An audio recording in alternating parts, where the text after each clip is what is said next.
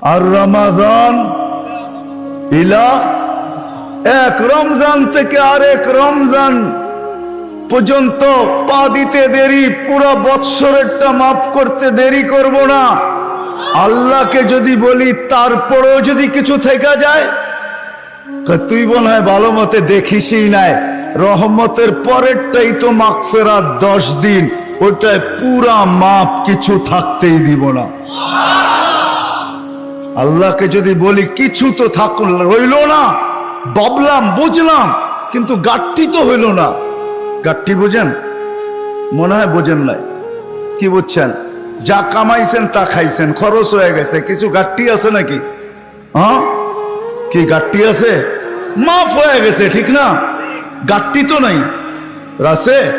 আল্লাহ বলে গাঠটি ভালো তো বাসি, গাঠটির প্রশ্ন চল শেষ 10 দিনে রেখা দিছি লাইলাতুল কদর, এক রাত্র 83 বৎসর 4 মাস, আর কত বড় গাঠটি চাস?